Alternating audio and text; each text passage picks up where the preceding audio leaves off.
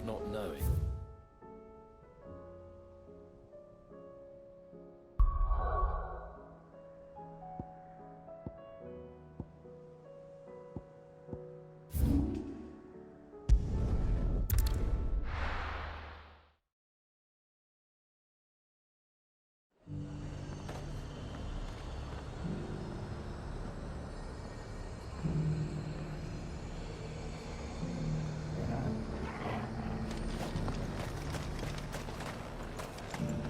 Do you see anything you like? I'll be here if you need me.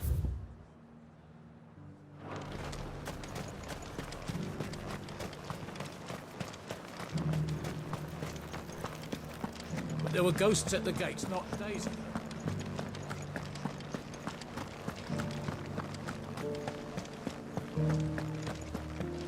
Those things I said before.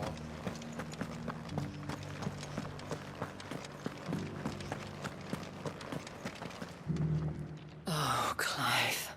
What am I to do? My wards and I may soon be without a home. What's happened? The High Cardinal has descended from his lofty throne and taken up residence here in Northreach. The High Cardinal? Leader of the Council of Elders, second only to his Radiance at the head of the Imperial government. Not that any of those things still exist. Now he goes by his noble title, the Duke of Oriflamme. And what does he want with Northreach? He wants to transform it into a military stronghold, a foundation upon which to build a new Sambrec. He's already secured the support of the various army remnants, with promises that they shall be afforded the respect they deserve in his empire. One built on the confiscated property of the people. He would rob the populace to pay for it. Believe me, I have used every means of persuasion to discourage him from this folly. But for whatever reason, he will not listen to me. What does Captain Philippe make of this? When the town was under attack, it was him the soldiers rallied around. Couldn't he use that influence again? How? By speaking out against one of the most powerful men in Sambrec. A man whose stated aim is to revive the empire Philippe's comrades swore to serve, and to improve the soldiers' lot within it. The captain can offer them a regular supply of gruel, and an occasional trip to the Vale to help them forget the terrors they face each day. The Duke offers them a vision of strength and safety. No. Any attempt to incite mutiny would cost Philippe the support of his men, if it did not cost him his life. But given the mood around town, mutiny may yet be unavoidable. The people have little appetite for further deprivation, least of all when it serves only to elevate others. And who could blame them? Clive, would you appeal to the Duke on my behalf? For your services to Northreach, you have the respect of the soldiers, and they will take you to His Eminence if you ask them. And unlike Philippe, no bonds of loyalty prevent you from speaking your mind to the man. Well, will you try? You could hardly fare any worse than I did.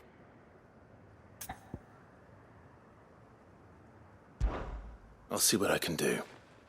Thank you, Clive. Tell me then, where will I find this Duke of Oriflamme? In the garrison? Overseeing the troops, yes. All right. Wish me luck.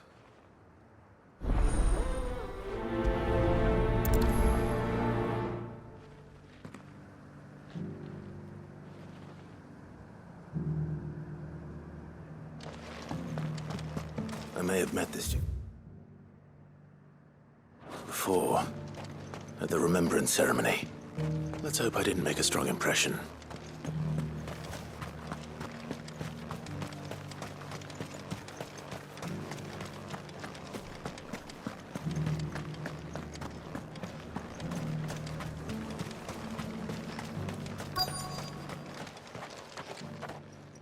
Halt! Oh, sorry about that. You're the dame's man, aren't you? You got some business with the captain? No, actually. With the Duke. I was hoping I might be able to speak with him. We're under orders not to let any civilians pass. But you should be all right. His Eminence has heard all about you and your heroics. Wait here. I'll go and ask.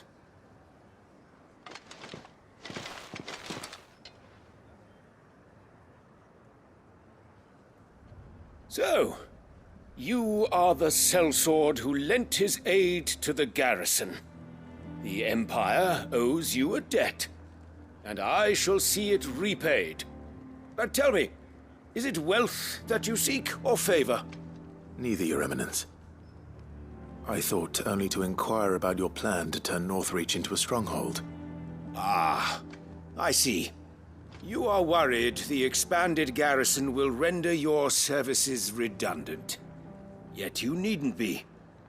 A proud fighting man like yourself shall always have a place here. Pride of place, in fact. For too long has the contribution of the noble soldier been under-reckoned. But no more. For it is they who shall see the Holy Empire rebuilt, beginning right here in Northreach. Why here, Your Eminence? The town has been fortunate enough to escape largely unscathed from the recent troubles. Her defenses are sound, and her garrison well prepared. Which is more than can be said for Oriflamme or Twinside. The Empire wants for a capital, and I believe Northreach to be the perfect place. With Caer Norvent as her citadel. Once we have seen to the refortification of both the town and the castle, we need only build a wall around both to create a city that would be the envy of the twins. Plans are already underway for the construction. Soon enough, these thralls shall learn that they are no match for the might of Sanbreque. I fear you underestimate how dangerous these creatures are, Your Eminence. Should they return in force, you will need all the people of Northreach to come together in defense of the town. Something they may be loath to do if they've been deprived of their worldly goods. The people will do as their leaders command. If Sanbreque is to be rebuilt, she will require a functioning government. One whose authority is beyond question. That is why this levy is necessary.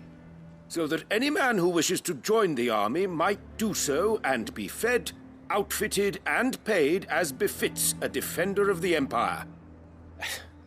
And yet there are those who persist in peddling the treasonous lie that I seek to steal from the people and drive them from their homes.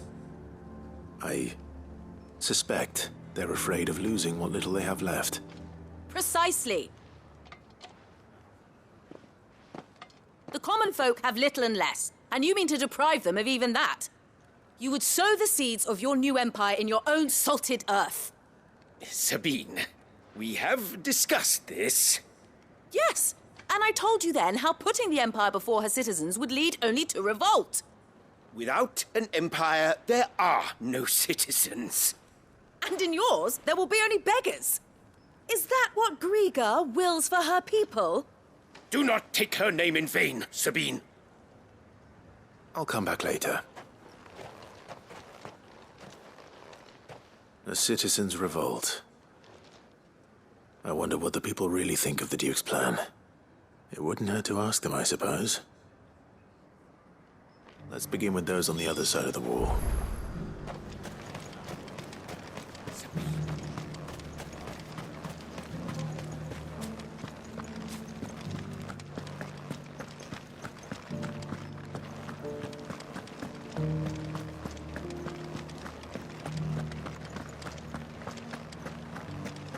There were ghosts at the gates not days ago.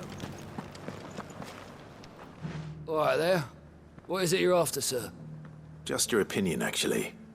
I wondered what you thought of the Duke of Oriflamme. Oh, him. Not much. None of us traders do. It's thanks to nobles like him that we had to set up shop this side of the wall in the first place. Couldn't have the rabble getting any closer to the holy capital, could they? And now he's trying to drive us out completely, threatening to take everything we got from us if we don't clear off. If the dame said she wanted him run out of town, I'd be straight through that checkpoint, tar bucket in hand.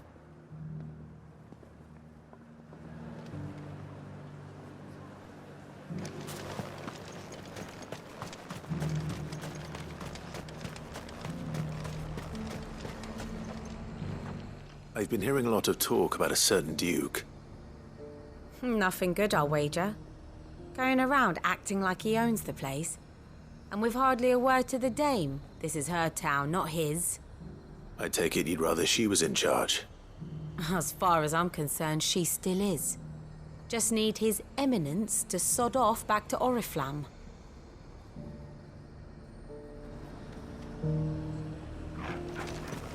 Why?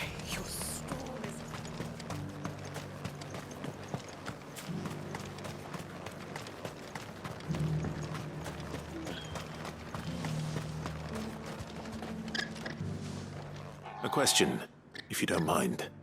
What do you think of the Duke of Oriflamme? Don't get me started. You build a life for yourself somewhere, only for some noble to turn up and tell you you've got to hand it all over to him.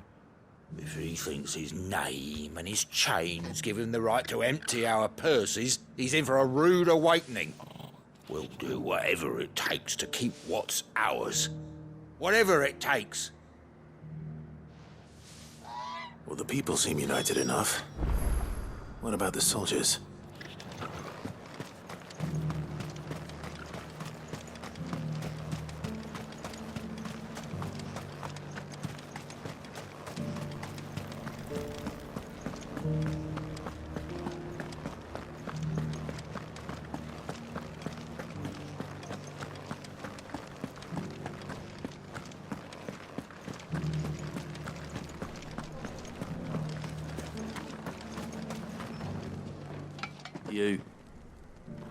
You're the one who was talking to His Eminence. On the dame's behalf, yes. I was trying to persuade him not to take the people's goodwill for granted, but it seems my words fell on deaf ears. What do you think of his plans? I'm a soldier, mate. He tells me what to do, not the other way round. Listen, I've got nothing but respect for the dame, but I've got a family to look after.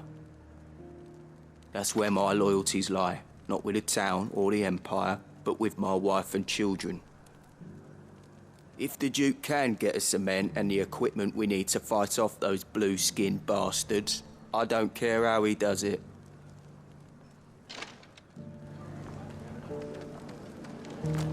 I left everything. As long as you remain, the veil will see to you. Sabine, you are embarrassing me. I hear the Duke of Oriflamme plans to turn this town into some sort of fortress. Do you think that's a good idea? It's not for me to say. All I know is that unless the Emperor orders me otherwise, His Eminence's word is law.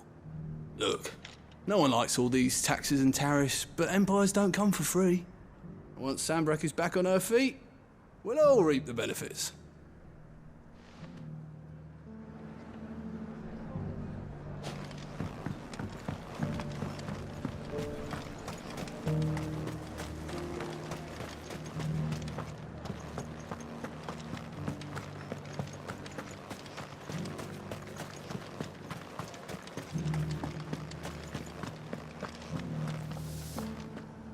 Excuse me, do you have a moment? I wondered if you'd mind sharing your thoughts on the Duke of Oriflamme. Well, he's made a lot of enemies coming in the way he did. I mean, look around us. You can see the state the realm's in. The traders might not like having the screws put on them, but if they volunteered a few more of their hard-earned gil before things got bad, maybe they wouldn't have to. I think the Duke's got a point when he says rebuilding the Empire's the best way of making sure we're all protected. And if that means people who don't know one end of a sword from another have to make way for those who do, well, that's just how it goes. Let's see what Philippe makes of all this.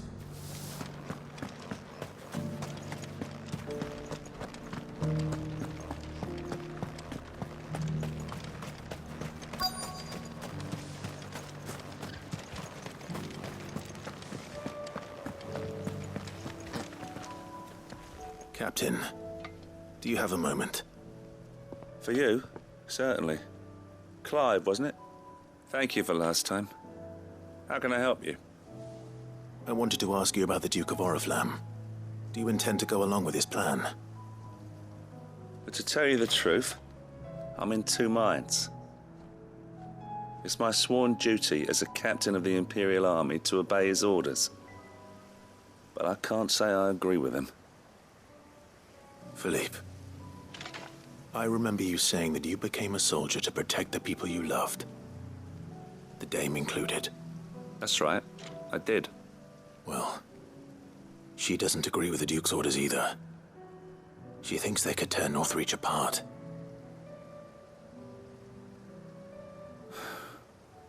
And she's probably right. Thank you, Clive. I know what I need to do now. Protecting the people I love is what matters. Doesn't matter how. Well, duty calls, so I better go. Thanks again.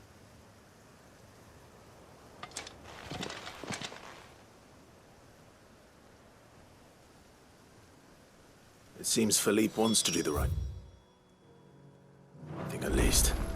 I expect Isabel will be pleased to hear that, if nothing else.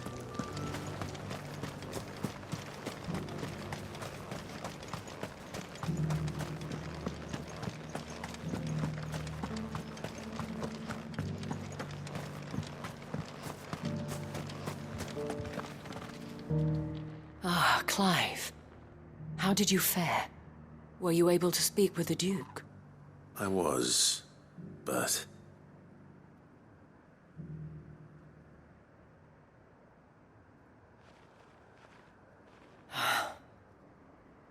So Northreach is to be a fortress after all. Well, it will certainly help to hold back the thralls. There's no denying that.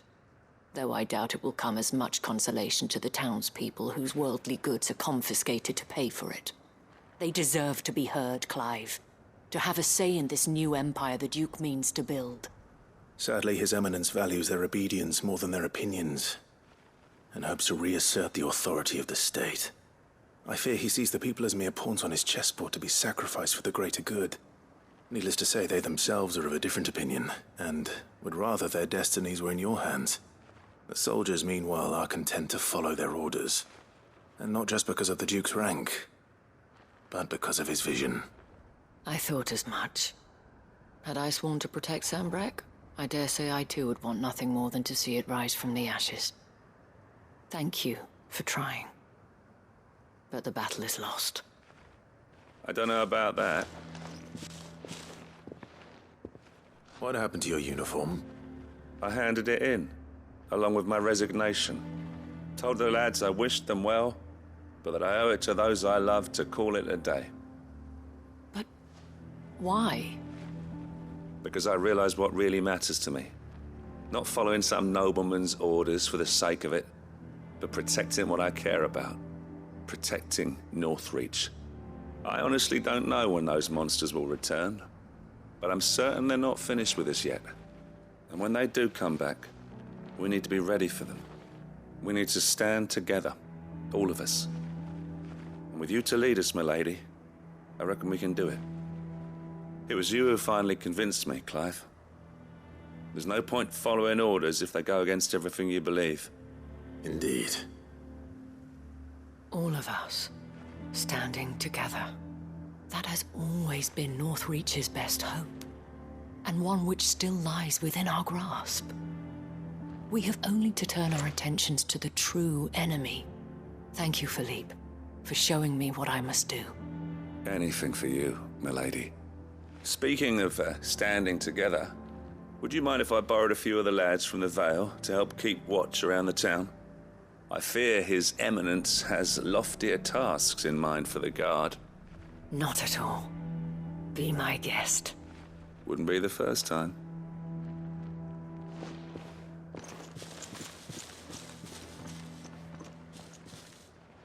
There may be hope for Northreach yet.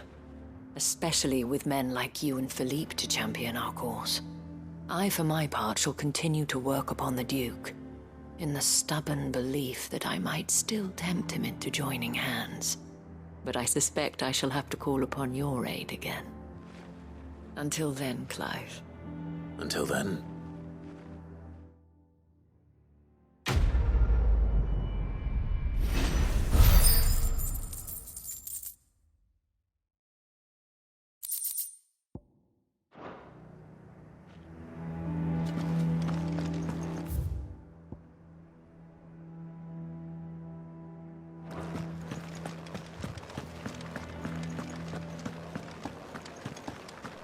Those things I said before.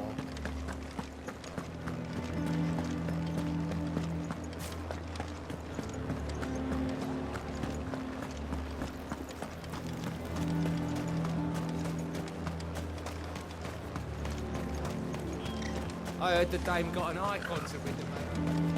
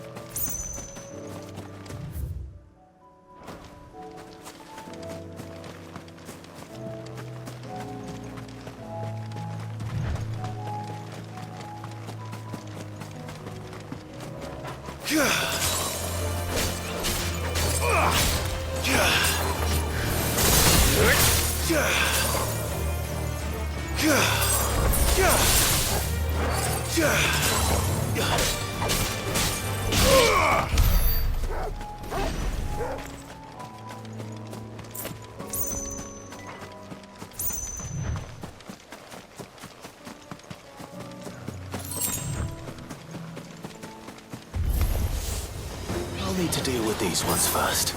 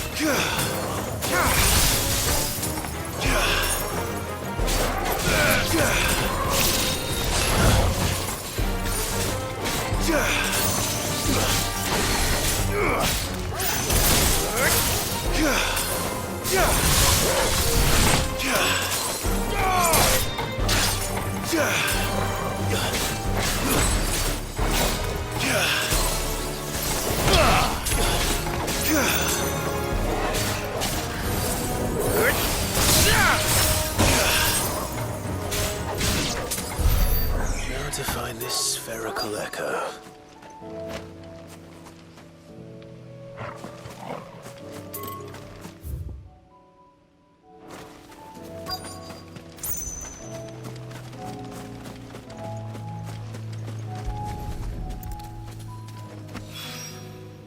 This is it. Right then. Just two more to find.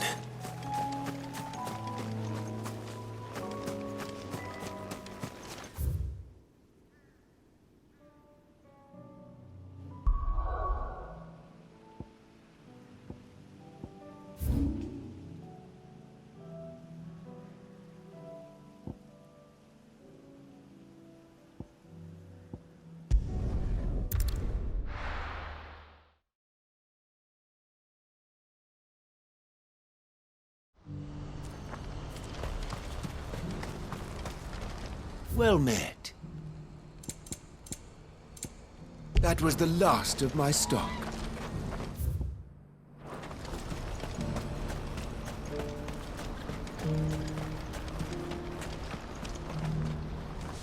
Ah, Clive.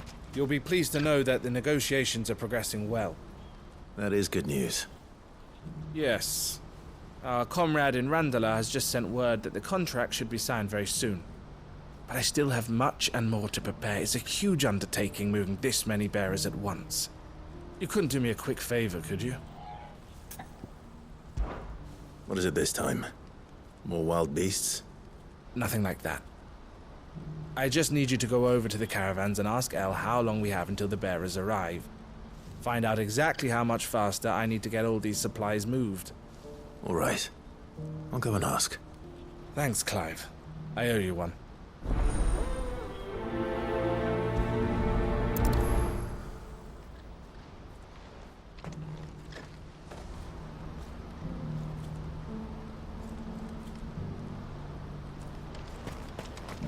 What's happened?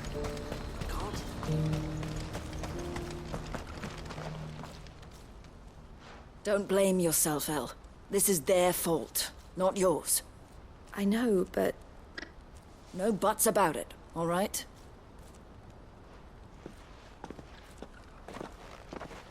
Is something wrong? Vonnie came to give me a message from our intermediary. The talks with the Republican army have fallen through. They've reached an agreement with the Silver Peak Consortium instead. Though prices have fallen of late, we deliberately offered above the going rate to try and deter other bidders. But the Consortium offered double what we did, and the army jumped at the chance. And you had no opportunity to make a counteroffer? None at all. And we were so close. El? What's happened? I saw Vonnie leaving. She didn't look happy. And with good reason.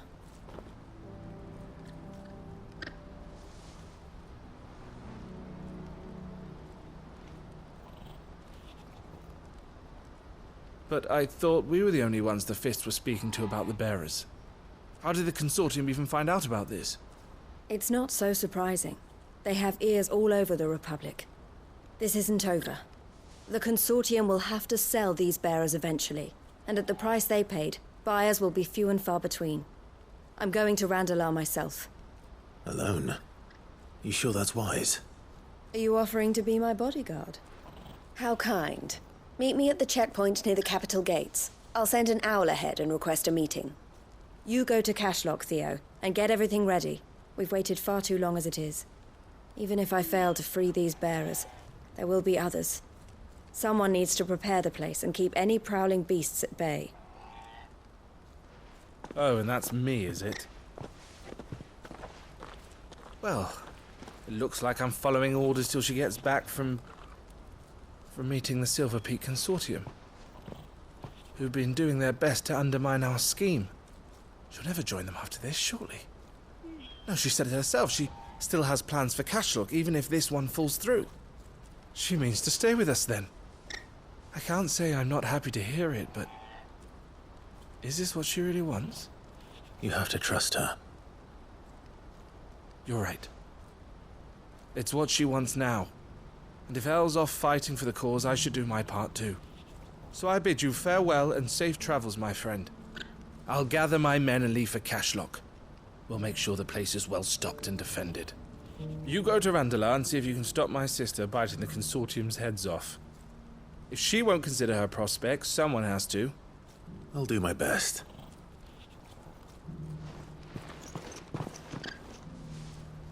All right.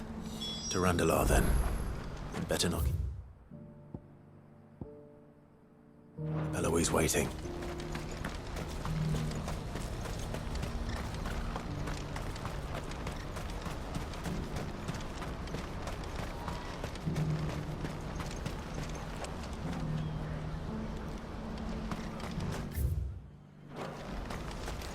What I wouldn't give for a meal. Looks like this is the end of the road. When are they gonna let us through?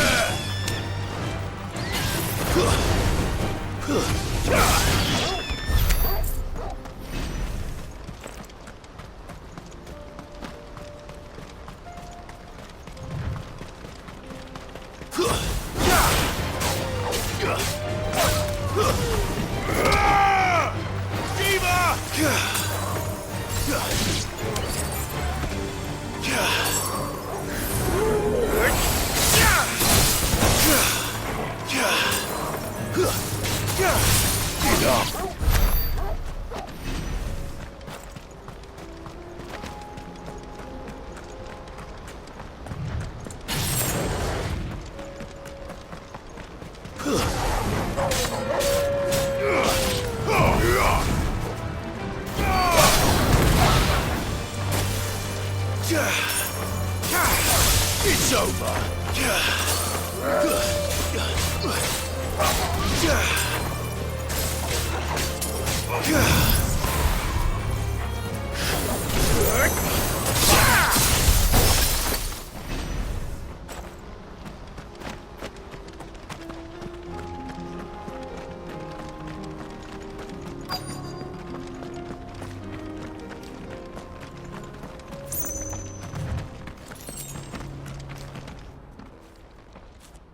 I hope I didn't keep you waiting. Did you arrange to speak with the consortium? Here they are now. You wish to consult with me? I did. It's about the bearers you recently purchased from the Fist. We had all but finished making arrangements to buy them ourselves, and then you stepped into the fray. You misunderstand. The consortium had an interest in purchasing them from the very first. It was only our regard for you that kept us from bidding. But your hesitancy in accepting our offer to you suggested that the regard was not mutual. And so we resumed our business. I did not hesitate. I am simply not inclined to make such decisions without first giving them due consideration. But what is done is done. Come then. How much do you want for them? Alas, you are too late yet again. We rarely take on such unconventional merchandise without a purchaser in mind. The bearers belong to him now. Who is your buyer? A trader from across the water. A most demanding fellow, if it's any consolation. He insisted the bearers be fed, dressed, even given their own bunks for the voyage over. That's what you get when you deal with continental types. I wouldn't know. Oh yes, the culture on the continent is quite different to ours. They pay good money for bearers not fit for the knacker's yard, and treat them like kings. But as long as they pay... That does sound unusual. No matter then. If they've already left our shores, there's little that can be done. Allow me to withdraw my interest. And with it, my interest in joining your organization. My associates will be sorry to hear that.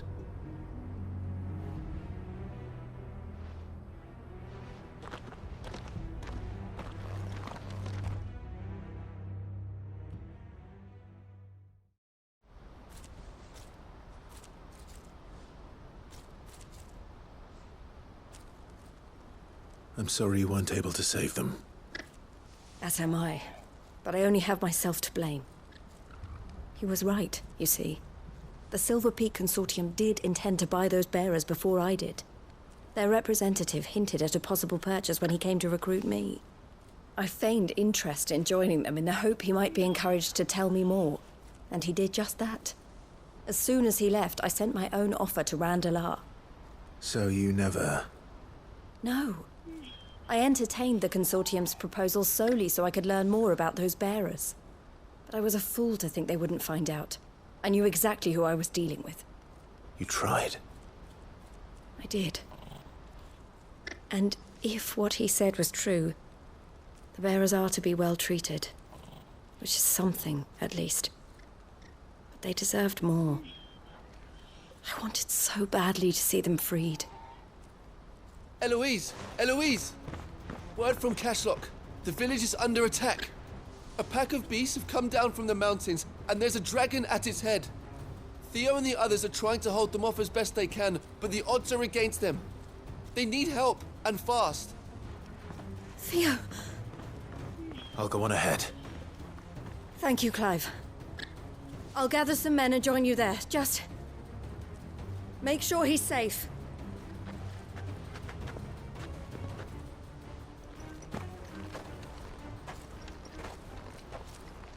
Hold on, Theo. I'm coming.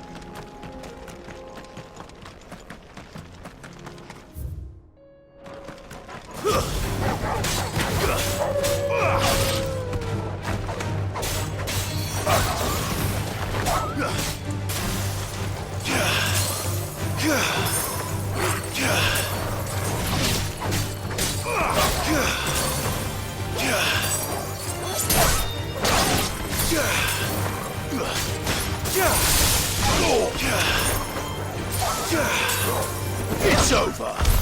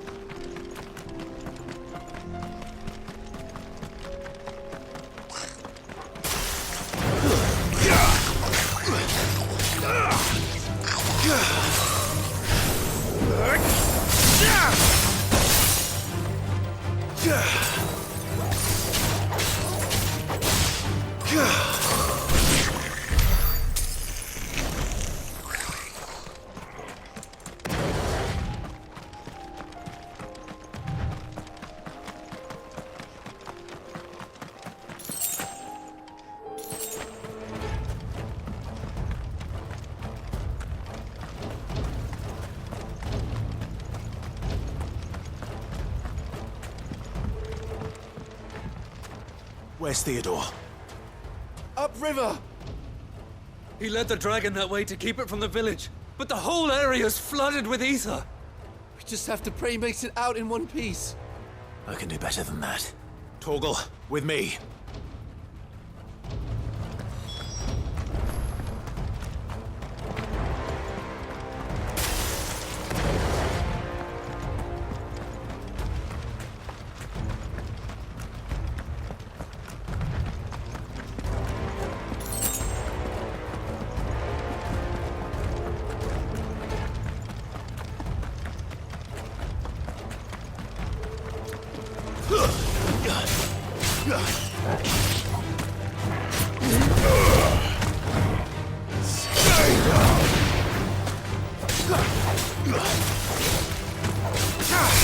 Farewell.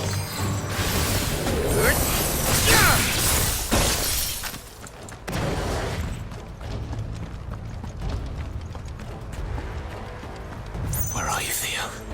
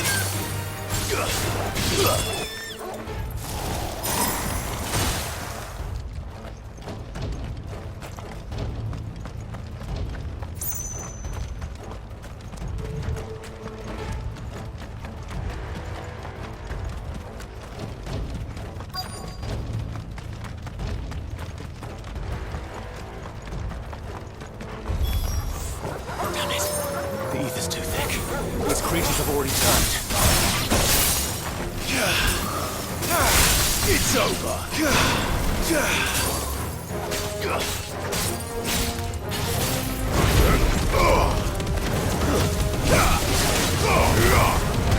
finished.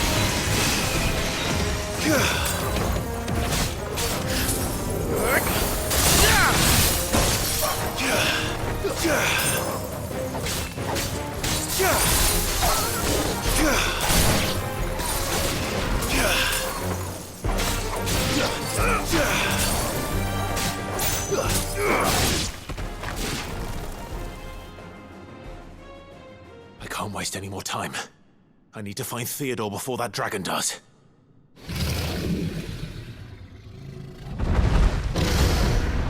Looks like it's found me. This thing's turned as well. This isn't going to be easy.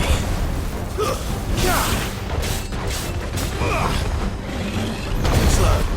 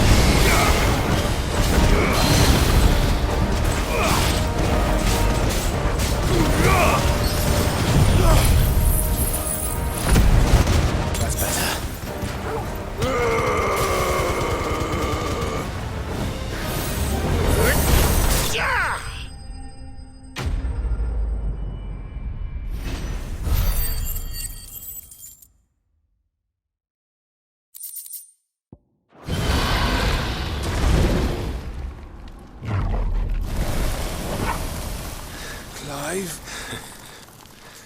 Theodore, you had me worried for...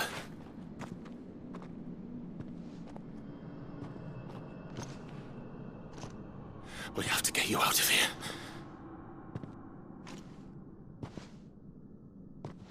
I think it might be a little too late for that.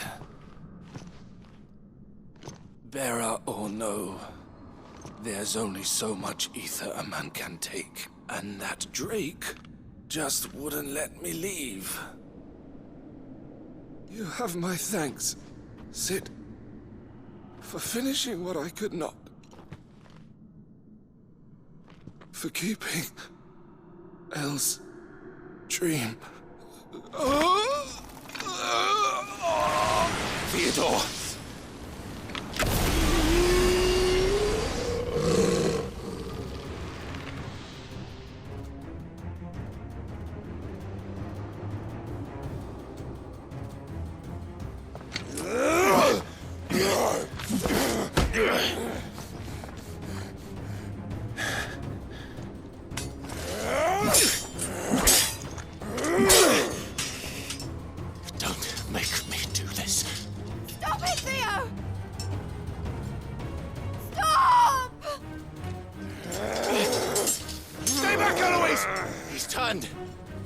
So will you!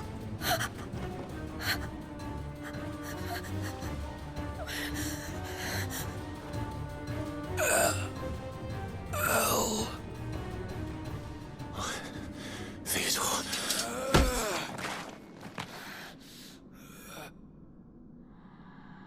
Take care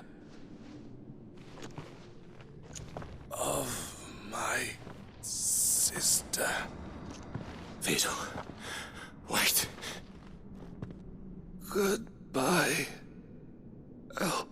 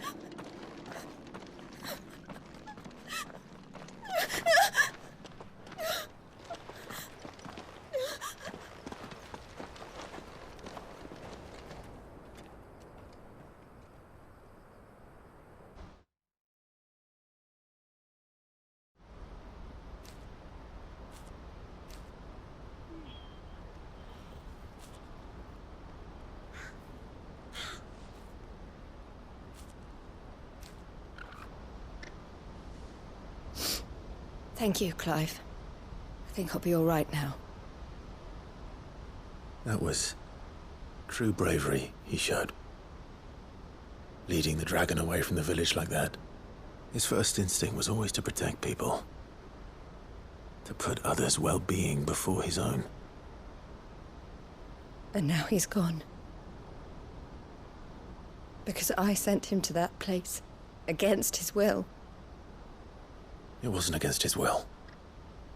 He was ready to do whatever it took to show you he could stand on his own. So that you would finally be free to live your own life. To live my own life? He never could come to terms with the choice I made. What exactly happened? You once told me Theo was the first bearer you ever helped.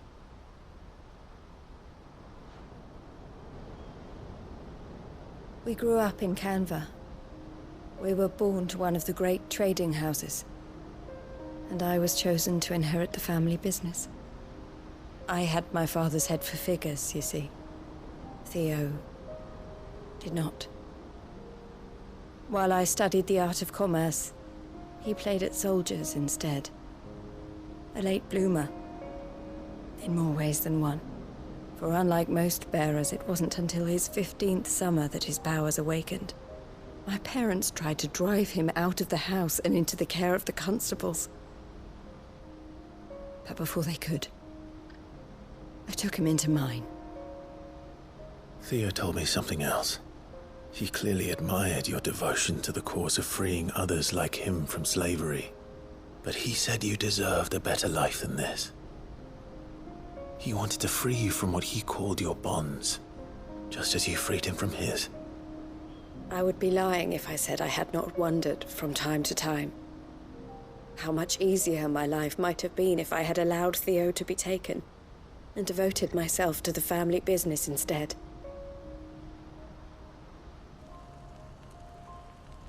But I have never regretted the decision I made.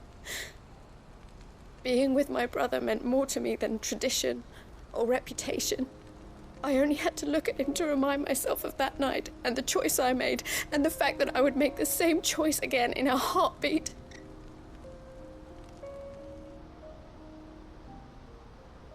He was never a burden. How could he even think that? If anything, I was the one who weighed him down. You weren't, Eloise. He said it himself, that he had always been grateful to you for saving him, and that he wanted to repay you by letting you live the life you were denied. Neither you nor Theo weighed each other down. You loved one another. You did whatever was necessary to continue living your lives together, and you always would have. You're right. All I ever wanted, all I ever did, it was so we could be together. Oh, Theo, why did you have to...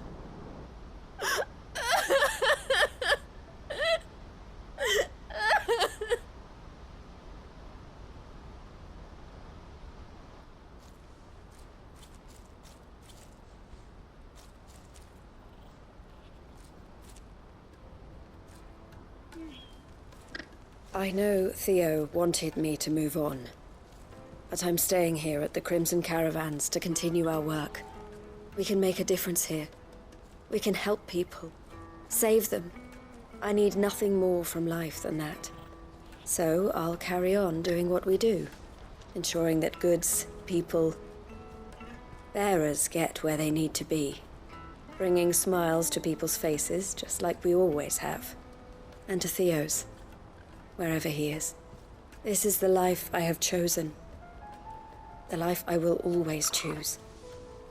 I've made a choice of my own, to continue helping you however I can, whenever you need it. Thank you, Clive. Let's go on together then. For Theodore.